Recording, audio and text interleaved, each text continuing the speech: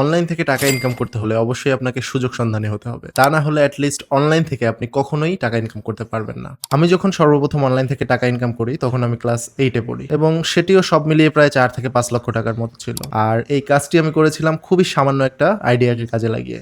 তো চলুন আপনাদেরকে শর্টকাটে বলে ফেলি আমি কিভাবে অনলাইন থেকে টাকা ইনকাম করেছিলাম। আর আজকের দিনে এসেও আপনারা ছোটখাটো আইডিয়াকে কাজে লাগিয়ে বা ছোটখাটো সার্ভিস বিক্রি করে আপনারা কিভাবে অনলাইন থেকে আর্নিং করতে পারবেন। কোভিড-19 এর সময়টায় আমরা একটা গেমস খেলতাম। গেমসটার নাম ছিল হচ্ছে ফ্রি ফায়ার।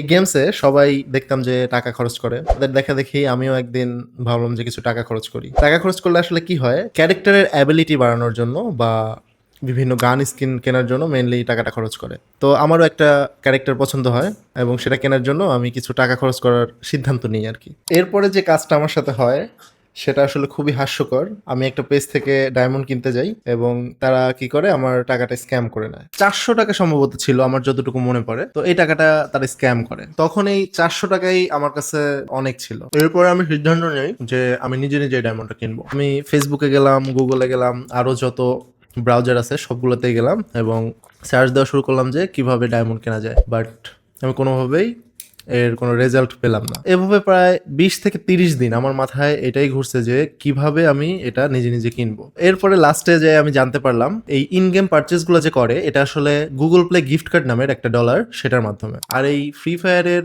ইন গেম পারচেজের জন্য যে ডলারগুলো ইউজ হয় বা Google Play gift card use হয় সেটা আসলে 3 কান্ট্রি, টোটাল 3 কান্ট্রির Google Play gift card use হয়। USA, ইন্ডিয়া আর হচ্ছে তুর্কির গিফট কার্ড ইউজ হয়। যাই হোক জানতে পারলেও কোনো লাভ হয় না আসলে, কেননা আমার এই Google Play গিফট কার্ডটা আমি এখন কিভাবে ম্যানেজ করবো এটা যেখানে সেখানে পাওয়া যায় না। এই Google Play গিফট কার্ড খোঁজাখুঁজি করতে আবার আমার অলমোস্ট 15 থেকে 20 দিন পর্যন্ত সময় চলে যায়। এরপরে আমি একটা সিক্রেট ফেসবুক গ্রুপের সন্ধান পাই যেটায় আসলে Google Play গিফট কার্ড গুলো বিক্রি করা হয়। তো মেসেঞ্জার গ্রুপ আপনারা বুঝতেই পারতেছেন এখানে এরা বাটপারি করতেছে নাকি কি করতেছে সেটা আবার আমার মাথায় ঘুরতে থাকে। গ্রুপটাকে আবার অনেকদিন ধরে মনিটরিং করার পরে প্রায় 15 থেকে 20 দিন মনিটরিং করার পরে আমি একটু ভরসা পাই আরকি। এরপরে যেয়ে আমি ৳800 সম্ভবত একটা $10 Google Play গিফট কার্ড নিই। এবং হ্যাঁ, আমি আমার ইন গেম পারচেজ ফ্রি ফায়ারের ১ম ডায়মন্ড আমি নিজে, নিজে কিনতে সক্ষম হই। এই যে আপনাদেরকে $10 কথা বললাম না? এই সম্পূর্ণ $10 আমার প্রয়োজন ছিল না। আমার প্রয়োজন ছিল $4 সম্ভবত। আমার ফ্রেন্ড সার্কেলের সবাই অলমোস্ট এই ইন গেম পারচেজটা করাইতো। এগুলা কিভাবে করাইতো? অন্য একটা পেজের মাধ্যমে বা সবাই ডিফারেন্ট, ডিফারেন্ট পেজের মাধ্যমে করত। তো আমি আমার ফ্রেন্ডদেরকে যাই বলি যে, "এখন থেকে আমি ইন গেম পারচেজ গুলো দিব তোদেরকে, তোরা নিবি কিনা?" তো আমার ডলার কেনা পড়ে হচ্ছে ৳৮০ করে পার ডলার। অল্প কিনছিলাম যেহেতু। আমি তাদেরকে যাই এভাবে অফার করলাম যে, আমি তোদেরকে ৳৮৫ করে ১০০ এই ওখানের যে ইনকাম পারচেজ এর অপশনটা ছিল, ১০০ ডায়মন্ড ৳৮৫ করে। আর ওরা যেখান থেকে কিনতো, সেই পেজগুলো ওদের থেকে ৳৯০ করে রাখতেছিল। তো আমার ফ্রেন্ড সার্কেলের সবাই যেহেতু ৳৯০ করে কিনতেছিল আর আমি দিচ্ছি ৳৮৫ তাহলে তাদের আল্টিমেটলি ৳৫ প্রফিটই হচ্ছে। তো এই $৬ আমি কি করলাম? আমার ফ্রেন্ড সার্কেলের মধ্যে যারা ইন গেম পারচেজ করে তাদের কাছেই সেল করে দিলাম। তো আমার মোটামুটি $৬ এ ৳৩০ মতো প্রফিট হইলো আরকি। এরপরে আমি আস্তে, আস্তে টাকা জমানো শুরু করলাম $৫০ কেনার জন্য। ৫ থেকে ৭ দিন পরে আমি ৳২৫০০ গোছাতে সক্ষম হই। এরপরে আমার ফ্রি ফায়ারেরই একজন ফ্রেন্ড ছিল, ভাইয়ের নাম হচ্ছে কায়সার আহমেদ। তো ভাইয়ের থেকে বাকি সম্ভবত ১৫০০ না ২০০০ আমার এক্সাক্টলি মনে নাই। তো ভাইয়ের থেকে আমি এই টাকাটা নিয়ে আমি $৫০ সর্বপ্রথম কিনি। $৫০ এর প্রাইস ছিল সম্ভবত ৳৪,০০০ আমার এক্সাক্টলি মনে নাই। এখানে ৳২-১০০ এদিক ওদিক হতে পারে। ৩৭০০ অথবা ৪,০০০ মানে ৪,০০০ এর উপরে না, ৪,০০০ এর মধ্যেই। তাহলে $৫০ ৳৪,০০০ দিয়ে কিনলে আমার পার ডলার কেনা পড়তেছে ৳৮০ করে। আর আমি এদিক দিয়ে খুচরা বিক্রি করতেছি আমার ফ্রেন্ড সার্কেলের মাঝখানে হচ্ছে ৳৮৫। তার মানে আমার পার ডলারে প্রফিট হচ্ছে ৳৫ করে। আর $৫০ আমি একদিনের মধ্যেই সেল সম্পন্ন করে ফেলি। তো আমার প্রফিট হয় হচ্ছে ৳৫০০। এভাবেই আমি আমার লাইফের ১ম ৳৫০০ আর্ন করি। এরপরে এই সেম প্রসেসে চলতে থাকে। এরপরে আমি $১০০ কিনি, এরপরে $৫০০ কিনি।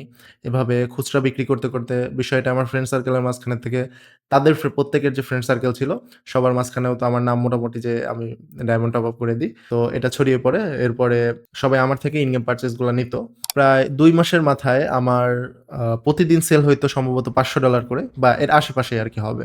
তো এখান থেকে ভালো একটা প্রফিট আমার প্রতিনিয়ত আসতো আর কি। শুধু যে ইউএস এর গিফট কার্ড দিয়ে আমি ইনগেম পারচেসগুলো দিতাম, বিষয়টা এমন না। এখানে ইন্ডিয়ান গিফট কার্ড ছিল। আপনারা যারা ফ্রি ফায়ার গেমটা খেলছেন, ওখানে আপনারা দেখবেন যে একটা এয়ার ড্রপ আসে 24 ঘন্টার জন্য।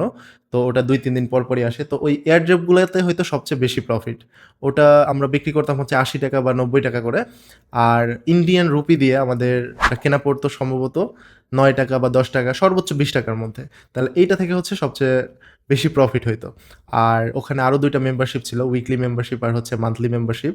তো এগুলো হচ্ছে কি করতাম আমরা, তুর্কির যে গিফট কার্ড ছিল সেটা দিয়ে ইনগেম পারচেসগুলো করতাম। 6 মাসের মাথায় এমনও দিন গেছে যে আমি দিনে $1000 বা $1200-1300 পর্যন্তও সেল করছি। যারা গেমটা খেলছেন তারা জানবেন যে বিভিন্ন টাইমে ইভেন্ট আসতো, বিভিন্ন ওল্ড টি শার্ট বা ওল্ড হচ্ছে বান্ডেল বলে ওগুলাকে, তো এগুলা দিত। আর সবচেয়ে বেশি সেল হইতো সেই ইভেন্টের সময়। এছাড়াও আরও বেশ কয়েকটা আর্নিং এর মেথড ছিল এখানে বাল্ক টপ আপ ছিল, তারপর শেল টপ আপ ছিল। আবার কিছুদিন পর পরই বিভিন্ন মেথড আসতো আর কি। রাশিয়ান রাব, যে মানে রাশিয়ান কারেন্সি যেটা আছে, তো এটার মেথডেও আমার সম্ভবত মনে আছে যে একদিনে আমি 70 থেকে 80 হাজার টাকা একদিনে ইনকাম করছিলাম এটা বিক্রি করে আর কি। এই মেম্বারশিপগুলো বলেন বা ডায়মন্ডগুলো তখন আমার 10 টাকা বা 12 টাকা করে কস্ট পড়তেছিল, আর আমি পার ডলার বিক্রি করতেছিলাম 80 টাকা, 70 টাকা বা 60 টাকা। তো এখানে আমার একটা হিউজ প্রফিট।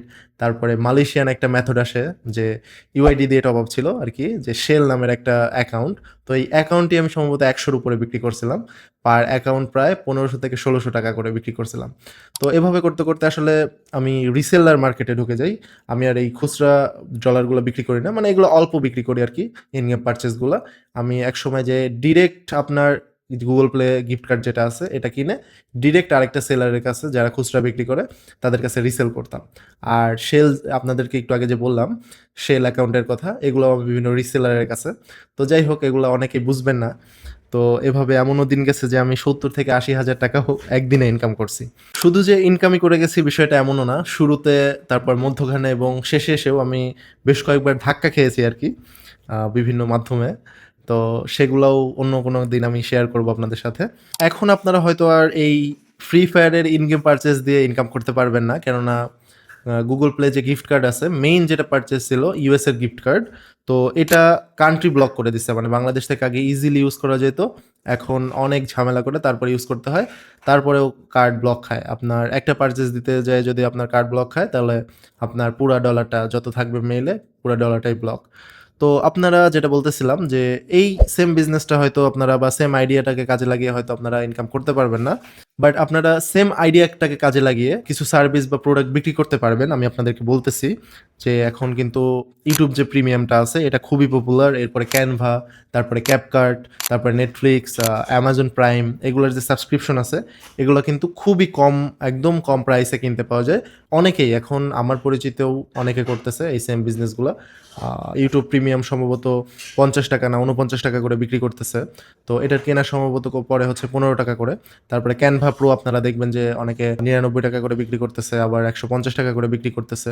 তো এটারও কেনা অনেক কম পড়ে।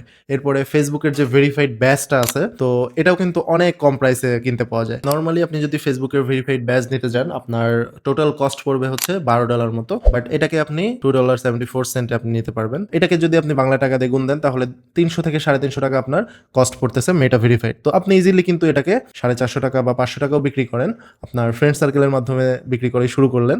এরপরে আপনি আস্তে আস্তে ক্যানভা, তারপর ক্যাপকার্ট, এরকম যত প্ল্যাটফর্ম, পপুলার প্ল্যাটফর্মগুলো আছে এগুলোর সাবস্ক্রিপশন কিন্তু আপনারা বিক্রি করতে পারেন। তো আপনারা যদি নেটফ্লিক্স, তারপরে ক্যানভা, ইউটিউব, এগুলোর সাবস্ক্রিপশন কিভাবে অনেক কম টাকায় দেয় এটা যদি জানতে চান তাহলে আমাকে কমেন্টে জানাবেন। আমি এগুলোর প্রত্যেকটা ইন্ডিভিজুয়াল ভিডিও আপনাদেরকে দিব, আপনারা এগুলো কিভাবে খুবই কম দামে কিনতে পারবেন। কিনে আপনারা সেম আইডিয়াতে, আমার মতো আমি যেটা করোনা টাইমে করছিলাম আর কি, সেটা আপনারা সেম আইডিয়াগুলো অ্যাপ্লাই করে কিভাবে আপনারা অনলাইনে আর্নিং করতে পারেন। এতটুকুই দেখার জন্য ধন্যবাদ।